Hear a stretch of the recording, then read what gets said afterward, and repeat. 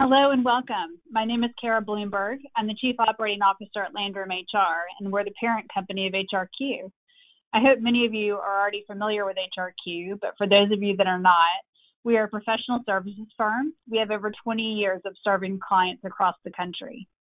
Our expertise is working with executives with three integrated services: enterprise-wide human capital consulting, which are seen in action today, providing interim HR talent, and conducting searches for HR professionals. Our consulting team brings a depth of experience in workforce planning and analytics, talent management and talent strategy projects, org design, and HR transformation needs. In addition, we provide HR on-call services and virtual learning offerings. In 2019, HRQ joined forces with Landrum HR, and we provide end-to-end talent solutions for clients as one of our four divisions. Our other divisions offer PEO services, worksite management, staffing solutions, and insurance. You can find out more about all of our services by visiting our website, hrqinc.com and landrumhr.com. A few items I'd like to point out before we get started. A recording of this webinar is going to be sent to everyone who registered. Please feel free to ask questions using the question pane in your control panel. We'll try to get to as many live questions as we can. We also have included a handout in the handout pane that focuses on rapid resource optimization. This is a fast-paced service provided by our consulting practice, and it allows you to understand the impacts of decisions such as furloughs, layoffs, or drastic budget cuts before you make them. I would like to introduce our presenters for today, Pam Jackson and Melissa Leland. Pam has over 20 years experience in human capital consulting and corporate HR within several global Fortune 500 companies. Her specialties include leading organizations through transformation and organizational change management. Additionally, she has hands-on knowledge and capability transfer for SAP, Workday and Oracle implementations, client training and development, and building and executing communication strategies. Melissa Leland brings years of experience in designing and leading successful organizational change efforts in various sectors and global landscapes. Her areas of concentration have been in learning and development, organizational development, culture, HR transformation, and change management. Along with her extensive human capital consulting knowledge and expertise, Melissa possesses rich understanding from serving in HR leadership roles in organizations. Pam and Melissa, I know we have a lot of content to cover and a short time to do it, so let's get started, Pam. Thank you, Kara. Hello, everyone, and thanks for joining. Today, we're going to discuss our interpretation of change management at warp speed. We will touch, as you can see from our agenda, we'll touch on agile change management versus the waterfall methodology, the flexibility and efficiency of agile, the agile approach, and transforming culture while managing change. We'll wrap up with some key takeaways, and we'll answer a few questions as time allows. In short, we want to explore the ever-increasing importance of effective change management in organizations as our world continues to change. Hopefully, this session will offer an opportunity for your organization to enhance their customer focus using tactics that can also help develop the desired culture. Our attention span as online users can be measured in seconds. We want it instantly, microwave, right away. In this digital age, we've been conditioned to expect our products and services to be instantly available when we identify that need. Like the rest of us, though, leaders and employees want to see solutions and value delivered quickly as well. They want to see design centered on the customer with continuous improvement in mind and the flexibility to adapt to the changing business needs. In these critical times, how we respond to that change as change practitioners in the context of projects is everything. Traditional approaches to change management with a heavy focus on planning, processes, and the documentation are being scrutinized by organizations more and more. But to be successful in today's economy, rapid technological progress and fast-changing needs, organizations need to find a way to remain relevant and responsive to the high expectations of their digitally empowered customers and employees. So, customarily, responding to these needs is easier for small to medium-sized organizations because they're more nimble and there's less organizational complexity. For those larger organizations, the challenges we run into is generally more significant as we run into siloed structures, bureaucratic processes, the complexity of legacy systems, and it makes it more difficult to respond quickly in changing business requirements. The traditional change management approach, or the waterfall delivery approach, is where the next phase of the project begins only after the previous phase has completed. But what if we have change management at warp speed? Agile change management is the practice that is based on the iterative and incremental development, and the requirements and solutions evolve through collaboration between cross-functional teams. As you can see from our diagram, there are pros and cons to each of these methods, but the flexibility and efficiency of agile change management requires increased change management involvement as practitioners, and it's causing our role to change and to shift. In our experience, HRQ believes that building an enterprise change management capability within your organization is the best way to support the transition and help your company maintain that agile methodology in the long term. So, agile change management focuses on the flexibility and speed over planning and predictability. It allows change practitioners to work in a leaner, collaborative way using iterative processes and adapting to the changing priorities to focus efforts on areas where they have the most impact.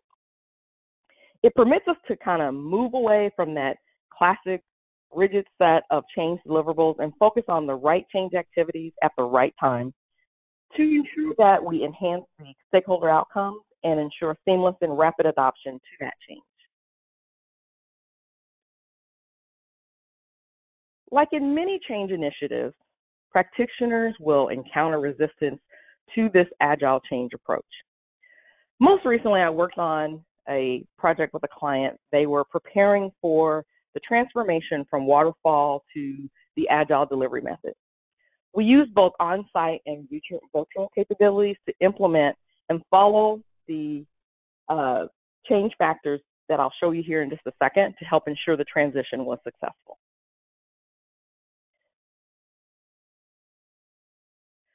So we designed the change management experience specifically for the stakeholders. As mentioned previously, it's important to focus on the right change activities at the right time, so each stakeholder group experiences their unique brand of what's changing in their specific areas. With this client, we blended situational change management with project management protocols to implement faster delivery and benefit realization. We also conducted frequent and open stakeholder engagement sessions. So by using daily progress meetings, commonly referred to as daily stand-ups or scrum meetings, to track the progress of each of the business functions, to keep that progress reporting at a highly visible level so that everyone, each of the functions, and including the business stakeholders, could see what was happening, to see the sausage being made, if you will. This provided a more engaging, granular view for all of us to track the project, and then it also gave us the added benefit to engage more with the business stakeholders. We also aligned the change team to a different mindset or a different way of working.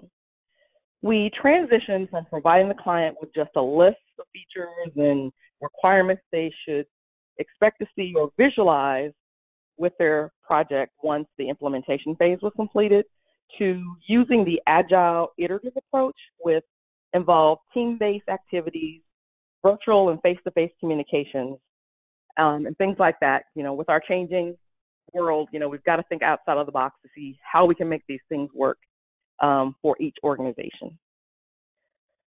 We also replaced tasks and schedules with a smaller set of items and then planned out how to complete them in 1 to 2 week or 3 week time frames, and these are called sprints. So at the end of each sprint, we met with the business stakeholders so they could review and sign off on the work that was done. So see the pieces of the puzzle coming together, and we're all working together to get that accomplished. This also gave us a really strong advantage in terms of engagement for the business so that they could realize that project ownership, take serious ownership in what was happening with the progress and the completion of the project. We also defined the change so that it would achieve the desired outcome. So agile change management encourages change practitioners to focus on the efforts of key change activities that add the most value to the business stakeholders and the end user. So with this client, we customized the change management tools and templates so that they were relevant to each of the affected regions. And most importantly, we help the organization get it. Many organizations have adopted agile concepts such as scrum teams and sprints and the daily stand-ups without really embracing a full agile mindset. Welcoming change requirements, being comfortable with ambiguity, and relentless customer focus can be challenging if that culture is set in that waterfall delivery mindset, if it's deeply ingrained within the culture. However, we as change practitioners have a really important role in helping organizations understand that agile change management looks and feels different to any other way that we've currently been working. And it's also our responsibility to communicate those benefits to our clients and to our customers.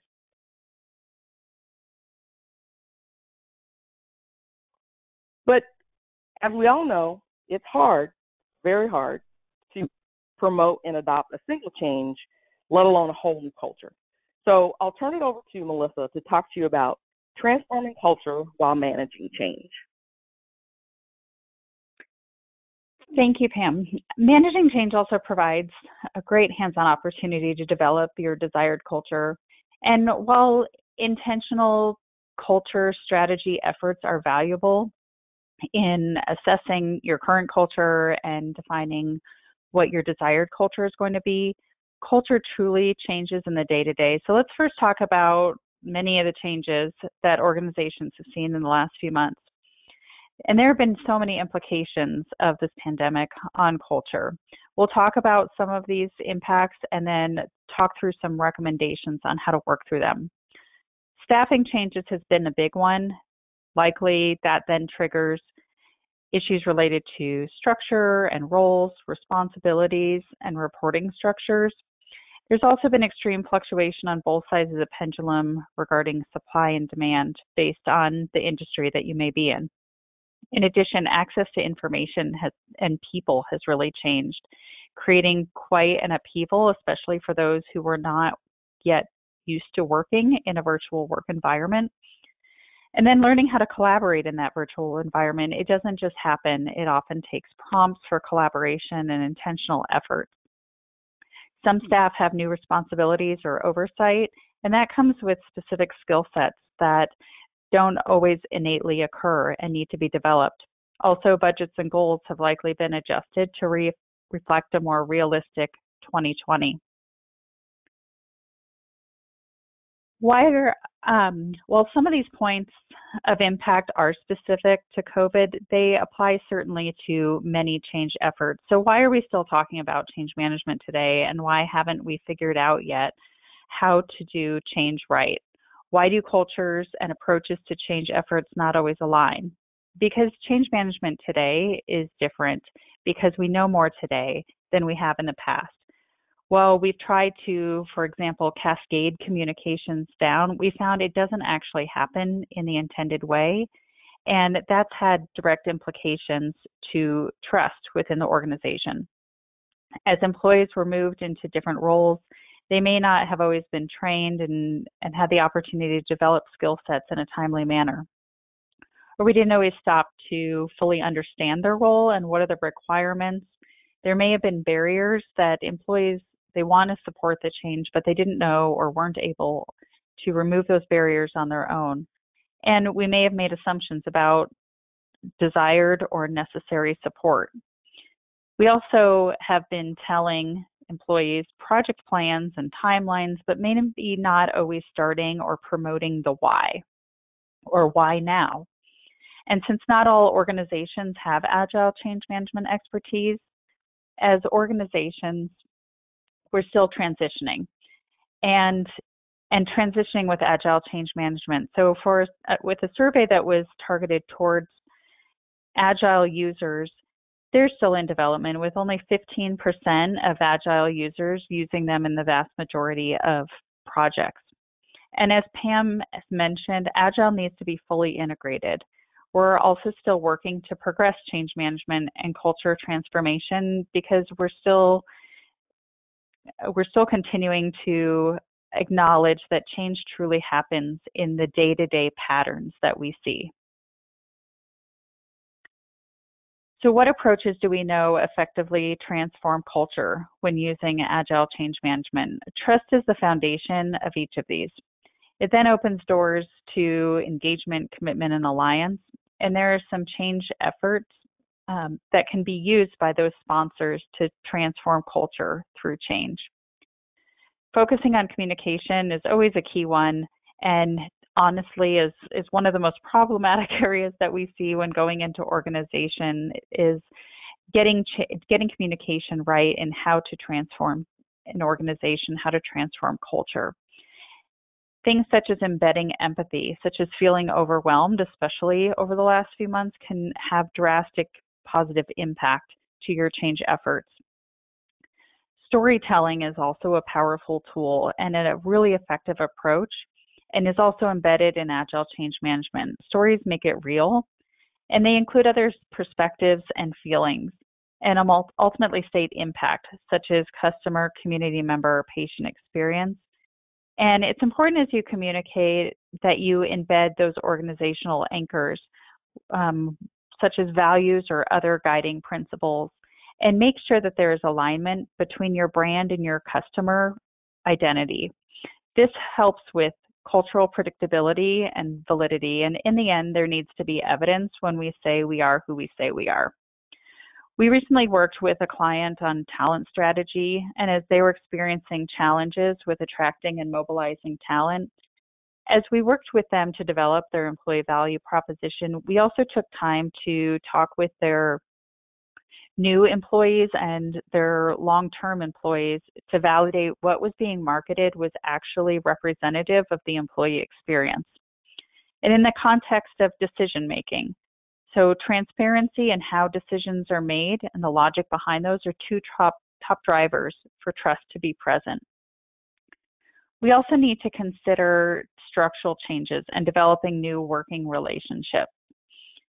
One step that's often forgotten that is really important is taking that time to celebrate and acknowledge effort and accomplishment that's made, especially as people are transitioning and maybe demonstrating some new behaviors or working with new people and with different responsibilities. And it does a lot to increase trust and unify progression. Talking again about skills and knowledge, there are those skills that are going to be critical in order for someone to successfully do something in a different way. And when you prioritize that skill development, it demonstrates that you're their advocate and you want them to be successful. This includes acquiring working knowledge of agile change management. And the last is processes. This includes testing new approaches to results and then communicating and training on these new procedures. Speaking of culture and some of those attributes that we desire, one big popular one is innovation. And being careful when you're talking about those desired cultural attributes. With innovation comes an innate risk that is being taken on. And if innovation is something that you're trying to reinforce and establish within your culture, making sure that that is assumed and that your employees aren't penalized when they are taking sound approaches but trying things in a different way. This will also do a lot to build trust and show that you are supporting your employees and truly are seeking after that desired culture and transform that culture while working through change. This wraps up the content that we want to share with you. So I'll close with a summary of today's key points. In an environment of lots of disruption, organizations are constantly and increasingly challenged to make change happen, not only at scale, but also at speed. Our ability to be responsive to customers and stakeholders and adaptive to changing priorities will drive your competitive advantage. Agile change management has a key role to play in enabling these outcomes. To play their part, change managers like yourselves need to adapt approach, mindset, and toolkit. And while there is no silver bullet, the lessons learned and the principles shared today will help you avoid some of the common mistakes when managing change in agile environments while transforming your culture to that desired state that you have. I'll hand it back over to Kara now to wrap up today's webinar. Thanks, Melissa, and thanks, Pam. A lot of great content in such a short time. We did get some really good questions in, and so I think we have a couple of minutes. It sounds like there's a number of our attendees that are interested in moving their organization to Agile. So Pam, can you give us some advice on how someone can influence their organization to move to Agile? Sure, Kara. So it has to start at the top. So it needs to be intentionally managed with the support of senior leadership. And it takes more than a declaration of just hiring a few agile coaches to get you, to help see you through.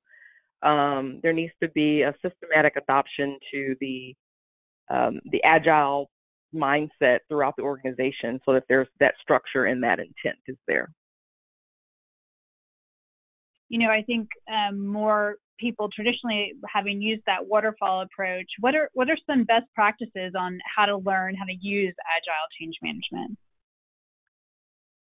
It really takes a good understanding of, agile actually started in IT departments, but it's systematically been moving throughout different parts of the project. So ensuring that someone with the knowledge and experience that can come in and practice those agile methodologies, that iterative approach, that collaborative way of doing things, the stand-ups, the scrum meetings, it takes someone coming in with that knowledge to be able to help guide organizations through those processes and not, just hand them a book and say, agile change management for dummies, here you go. It doesn't always, in order for it to be successful, we need to make sure that we're preparing organizations with the tools, the people, whether that's face-to-face or virtual, to ensure that they've got everything that they need to change to that mindset and truly understand what it takes to become an agile organization.